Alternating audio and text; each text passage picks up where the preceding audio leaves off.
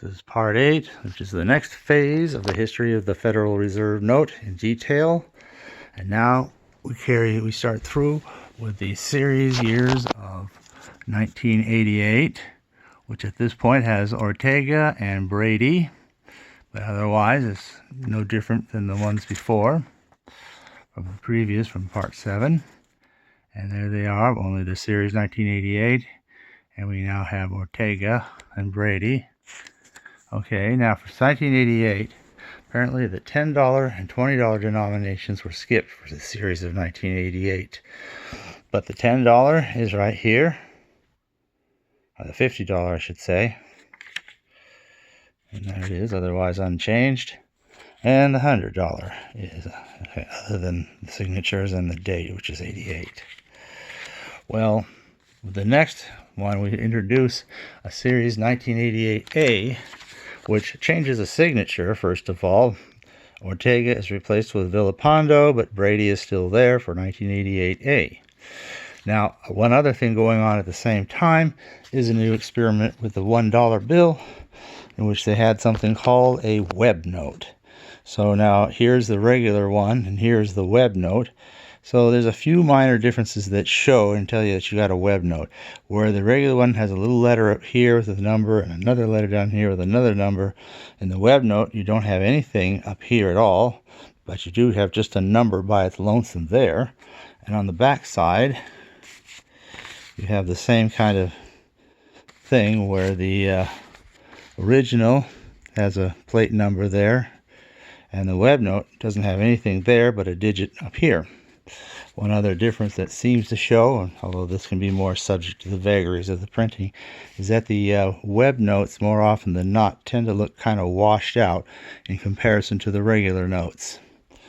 So that was another experiment. They will be continuing that through a few more series years. Now back to the security measure for 1988A. The $5 simply got a new signature, but otherwise stayed as it always was. So it's just 1988A, and now it's got Villalpando instead of Ortega. And the back has no change. The $10 also has the same thing, 88A. Now it also just has a signature, only there hadn't been the previous signature. They just jumped straight to that signature. But other than that, that's the only change. And the $20, again, 1988A, and it's Villalpando instead of Ortega. But other than that, nothing has changed. However, with that same combination of signatures, we have another series. It's called 1990. Okay, 1988. Oh, we covered that already. Okay, for the 1990, the $10 exists as a 1990. And now, even though it has the same signatures as before, you can see, and this is the obvious part, it looks like an extra line around the oval from the one that was before. And that line is actually made up of microprinting.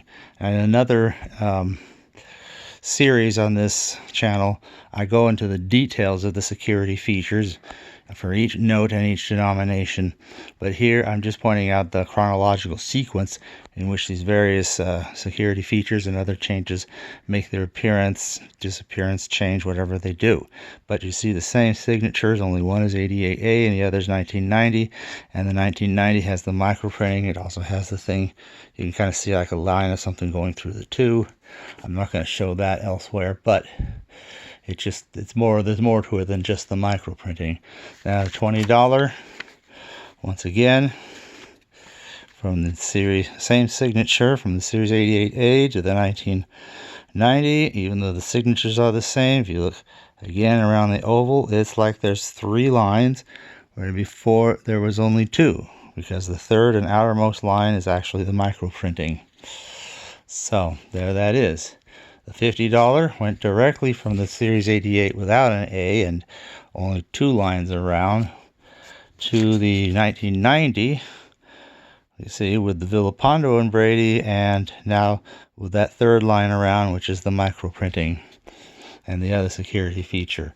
A $100 note did the same thing, and going from Ortega and Brady but nothing around the oval but what's been there for a long time, to something that's obviously extra around the microprinting for Series 1990 and also Villalpando and Brady. So with that, we're starting to see the new security details in all of these series. Well, for the next part of this, the third part of this phase, we now go up to 1993. We got a couple different signatures, Withrow and Bentsen. And for the $1, that's the only change, though the web press experiment is still continuing. So here, again, while you got the same signatures, you can see that the original note has a letter, the number, or number letter, and over here it just has a number by itself. It looks a little bit more washed out, maybe a little less so in this case, but still somewhat different. And again, the regular one has a number in this corner, which it always would, and the web note has just a number up in here. So that part of the experiment is still progressing. But other than that, 1993, for all the higher denominations, now they've implemented the new look and the security features that the other denominations have implemented. So where before, in 1988A, when last seen, the $5 just had the one line around. Now for the 1993, because there's none saying 1990, there'd be the extra fuzzy line of microprinting on there and the usual security features.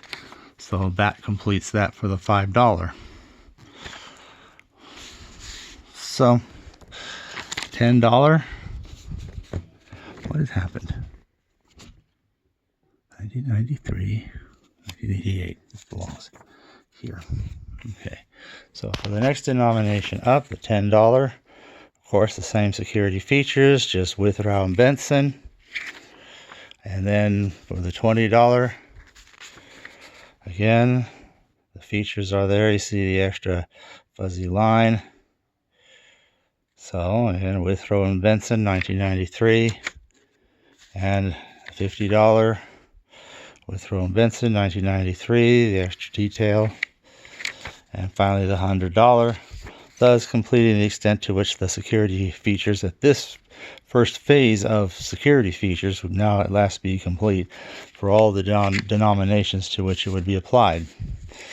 So with the next one, we'll be exploring some large head notes when we begin introducing series 1995 and 6 and clear up through 2001, where like here in the 1993 we have put the whole set together. We will have the whole set together finally and only with series 2001. Well, thanks for listening.